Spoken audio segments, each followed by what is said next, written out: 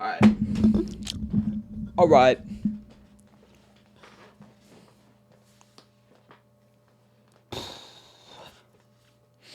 Yo, what's going on with my hair? I don't want to hear myself. Most days, just like, just not happy, man.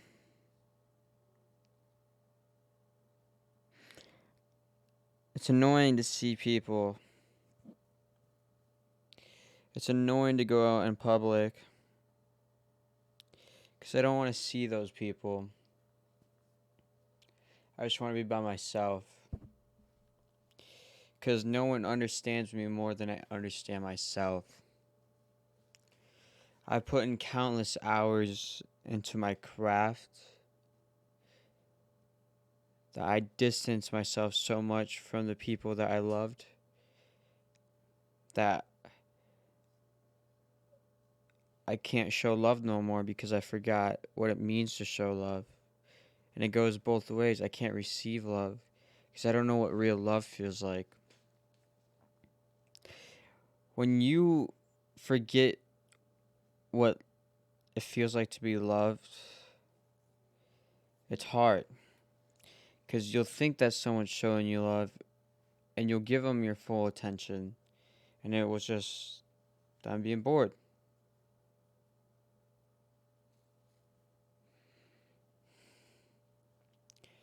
But that's great. Those are the good things that happen because then you can use that as motivation and blah, blah, blah. And one thing I hate is I hate people when they say, yeah, I'm going to do this, but like I'm going to wait until about. No. Why don't you start the grind now?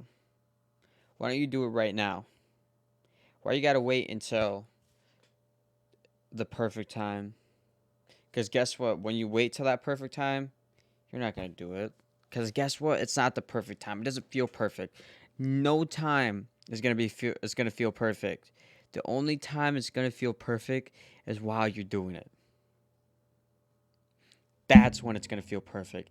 And that's when you must go. You must go when you least expect it. I found the best things come to me when I least expect it, when I'm not searching. Let the things come to you. Don't chase after things. Let it come to you. You're the sponge. Let the water absorb you. Don't repel it. Because when you repel it, you're missing opportunities within yourself. I want to be great. And I know I will. I'm very confident in myself. I know I will win. I know I'll be the best. I know I'm going to do it. Because I have a mindset that no one else has. I mean, there's other people, but there's very little people have. I have a mindset of a winner. And how I got that mindset is because I was a loser. I was nothing. I was scum. I was just a speck of sand in a whole desert. And that's how you become a winner, is when you feel so much like a loser. When your whole life you were a loser and you've seen people lose around you. That's when you become the real winner. It's because you don't want to lose no more. You don't like that feeling. You don't want to be like that. So you start to get up, you start to wake up, you start to clock in those days of grinds.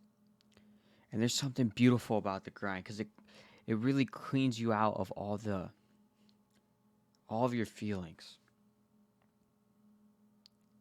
It really opens your mind up. I say it all the time. An hour of pain and suffering is like a day in real life. Because when you're out there and you're really in a lot of pain and a lot of you're just you don't know what to do and it hurts a lot and you're questioning your reality, it feels like hours. It feels like hours. And in those hours, you learn so much. You have your highs, you have your lows, just like real life. You learn everything in those hours. But it's only 1 hour, but it feels like hours.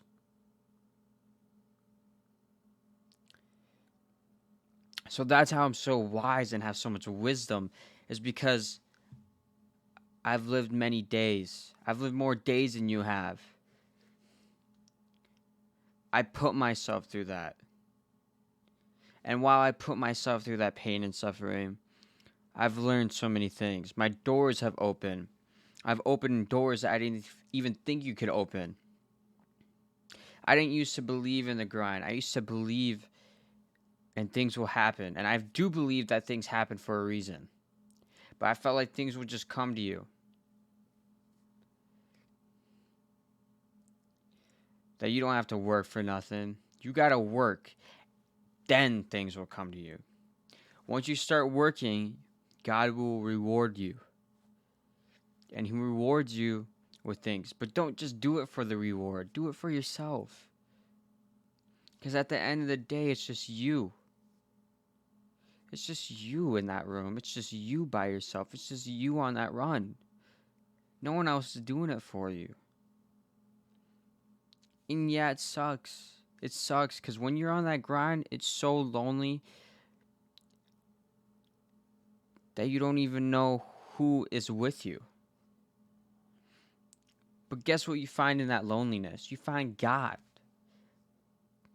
And that's why I feel like the most successful people are the most religious. Because I personally had a lot of friends, but when I was with those friends, I still felt lonely. I felt like this isn't me. This isn't what I want to do. And it was God making me feel lonely, so I would distance myself from those friends. And when I distanced myself, I became truly lonely. And I had to search for something. I had to search for some support. And while I was searching, I found Him. And He saved me, man. Took me farther than I ever thought I could. I truly think if you stop limiting your mind,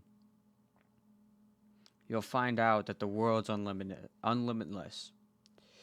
Society throughout the years have put limit on things, and that's just the standard. Well, that's not the standard to certain people that unlock their limits. Because they stop caring about what those other people think. And they let God take their hand and they let God guide them through those doors. So what are you limiting on yourself? Ask yourself, what's your limit? And how can I push further? How can I go beyond that limit? And then ask yourself again, once you push past that limit, how can I go again and again and again and again? And how can I do this infinitely? Question everything. Question why you do it. Put yourself in a dark place, darker than where you're already at, and you'll find Him. And He'll find your limits, but He'll erase them, and He'll let you go on.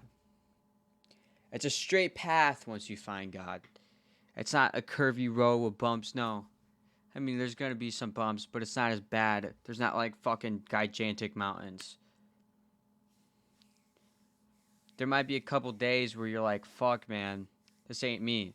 I'm tired. Blah, blah, blah. Then you get your shit together. You get your panties in a bunch. You're like, I ain't a bitch. Let's go.